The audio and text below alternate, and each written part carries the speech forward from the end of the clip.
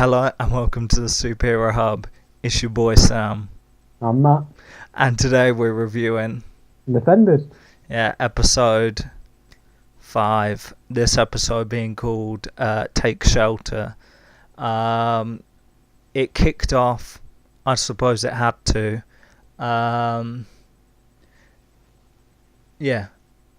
Basically, it kicked off. There's a big fight.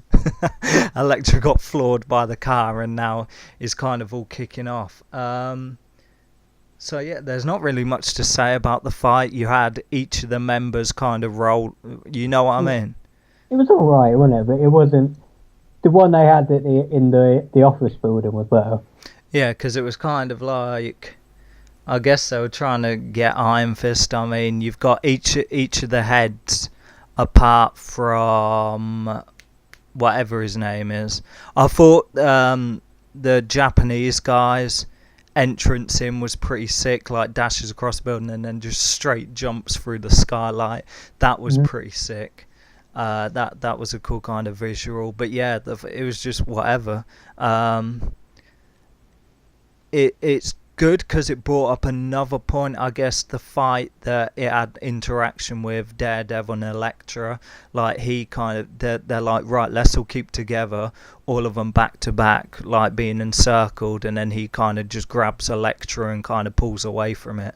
So that kind of brings, I mean, obviously he's keeping the secret from the team, so that right there is a kind of big noticeable thing. It was the notch in their armor, as it were. Is that a thing? Whatever, man. So yeah, he kind of takes her to one side and it's like, yo, it's your boy, you know what I mean? And they kind of like, I guess the team's not overwhelmed, but it's like an obvious kind of, yo, Matt, what you playing at? And the Chinese guy comes outside when Matt chirps in Elektra, and like she backhands him against the wall, so she's feeling something. Is there love in her eyes? I don't know quite yet, but something's there. Is that something you agree with? I guess. You know what's going to happen, don't you? I mean, they're going to pork.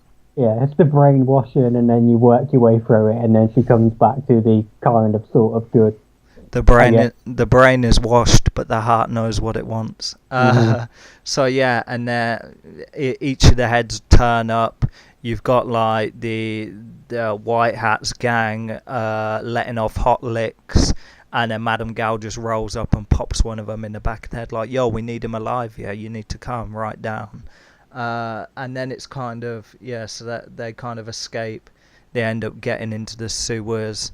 And then like a point's brought up that each of the members, I guess their closest are under surveillance, and they have the old argument about Elektra, and it kind of during the fight Luke gets mullered by a car. And then like he pops up later on at the dojo and is like all pleased, and I was thinking they were gonna do the whole thing that is so unused to getting slapped around, that like, because it's interesting how White Hat can kind of push him around. You know, Iron Fist was giving him full whack and the guy weren't moving, but this guy's like knocking him about a foot over. So I was thinking he was gonna roll in, and he was like, carry on. We saw Madame Gao like do something to a door, so clearly they have some sort of like superpowers, or however that works. She did that, didn't she do that in Iron Fist, where she knocked him over? She may have done. She blasted him back and stuff like that. Yeah, that stuff's kind of cool. But yeah, so I thought he was going to roll in all happy because like, oh yeah, you know, I felt pain or whatever, one of them things. But now it turns out he captured White Hat, and they kind of take him, I guess, to that place where the big hole was in Daredevil season 2. Remember there was that place that him and Elektra went, and there was like the massive hole in the ground, and it was never explained. So I think it was kind of that, but that it'd been cemented over. So it's interesting if they kind of revisit that. But yeah, and then the whole kind of stuff hashes out about Elektra and stuff like that, and it's like, oh, you know, where's the trust gone? and stuff like that. The hat. Isn't there a scene? Or this? I think it's this episode. Isn't there a scene with Elektra and Sigourney Weaver where she bangs on about having a daughter or something? Yeah, that was kind of going nowhere. I guess it's like Elektra's looking at her daughter now and stuff like that. You can kind of tell that's going on. You got Colleen, she kind of gets cornered by Bakuto and stuff like that, so you know he's back and whatever. And then there's like, they get all the different people and get them to the police station. You had the thing with Matt justifying himself to Karen, and she's like, "You're back at it again," and it's like, "Yo, why are you being a whining broad for? Get over it, man." Yeah, and then why? I know she agrees to go with them in the end, but then why be difficult about the going for your own safety thing? It's like, didn't Ben Urich die? Isn't that the reason she has that damn job in the first place? That dude got his head crushed in. There's like, it's dangerous. Yeah. But go there, complain later. His justification in himself, it's like, yo, if I don't get back to it, people are gonna die, and that should be enough. You got, you kind of, yeah. So what's her name? Colleen gets slashed in her battle and stuff like that, and then she's kind of having a breakdown moment where she's kind of talking with Claire and stuff like that. Jessica goes and gets Trish, and the Japanese guy rolls up and then is all in Daredevil garb. So yeah, Trish is kind of gassed off that. It's interesting because when they were all together and Misty Night comes in and she's addressing them like, look, you all know why you're here. There was like two random people in there that looked like police officers. I was just sitting there like, how much does Misty Night know then? Because they're all together, and it's like, do they know who's who? You know what I mean? In the sense of, does she know Daredevil's Daredevil or whatever? Put two and two together. If Karen's there and Foggy, who's the one person in that trio? You know what I mean? But one thing about Jessica Jones that's just confusing me is, doesn't she have like super strength? Yeah. Why is she getting her ass kicked when Daredevil can show up and beat his ass like nothing? Because she can't land a hit. Because she brought it up like a couple episodes back. She was like, "Oh, why am I the only one who doesn't know karate or whatever?" It's like, yeah, he was deflecting. It was deflecting all her shots. So like, it's like if she can't get a clean hit, she can't kind of do. All she'd need is one hit, but she can't land it. Well, it does give Daredevil his big hero introduction moment as well, doesn't it? In the suit and all. Yeah.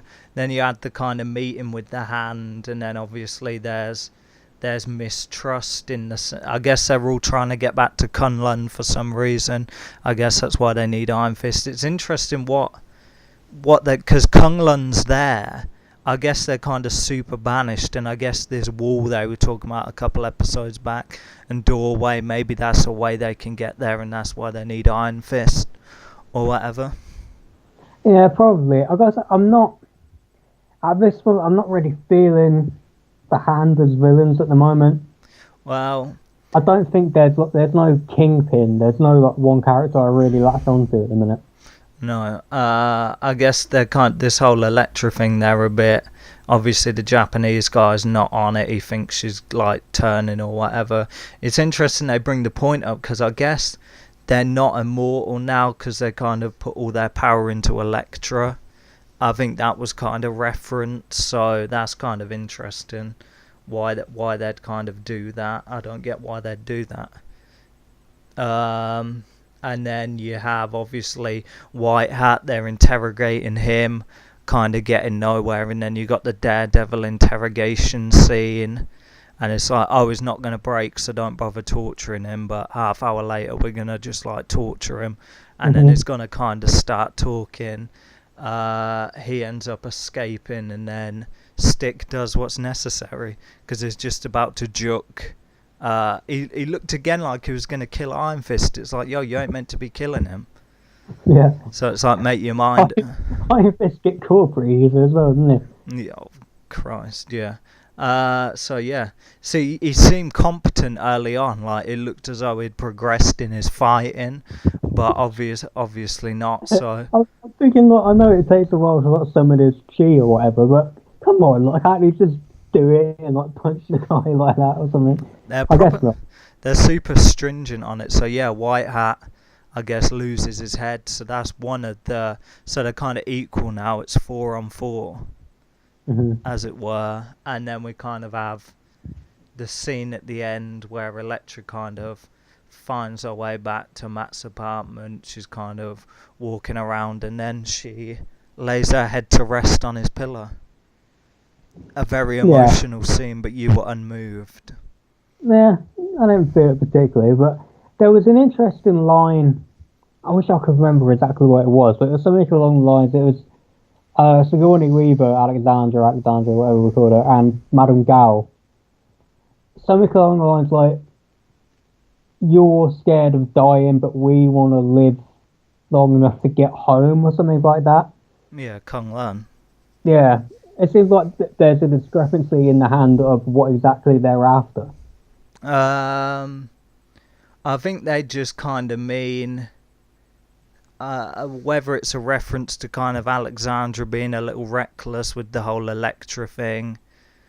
That's how I feel. It's like she's the only one who's like backing Elektra, and no one else really is. I mean, obviously the Japanese guys like having none of it. So yeah, and everyone else is kind of impartial. I mean, Bakura kind of brings up about being expendable, and it's like, yeah, that means you are too. You know what I mean? So I guess Alexandra's kind of classing herself above everyone else, but really it's like, you ain't shit. It talks about Danny. I think White Hat talks about it, about Danny abandoning Kung Lun and failing it again, blah blah blah. But I wonder, I think you might have brought this up before.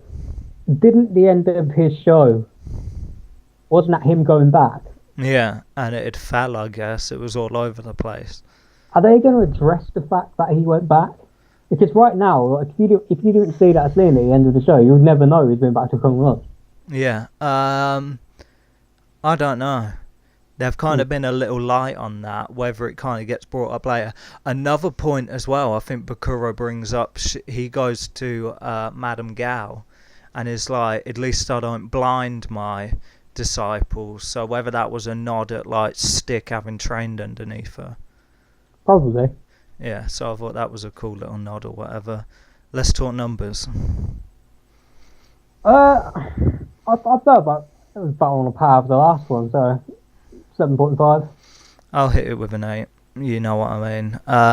Yeah, the fighting wasn't. I mean, the fighting early on wasn't like outstanding in the sense of progressing anything, but I think the other bits are little subtle hints and nods and stuff like that, and the kind of passing digs and stuff like that were interesting. Yeah, the fighting so far, the choreography, I think it's better than Iron Fist, but not quite up to Daredevil standards. Maybe that comes from having to deal with, you've got 4 protagonists instead of the 1. I don't know how that affects, I'm no choreography expert, but I imagine that would affect how you arrange things. Yeah, really all Jessica Jones has done is really just whacked. Luke Cage has been throwing people around, and kind of that's about it really. They've been kind of light on it, if you know what I mean. Yeah, I think also because when you've got the 4 protagonists in terms of the camera movement and in terms of how big the set is, you can't do the Daredevil like close quarters thing. And there's not enough room. Yeah, especially generally it's like them 4 and they're fighting about 50 other people. Right. So yeah, I'll give it an 8. I'm Sam. I'm Matt. And we'll see you for the next episode.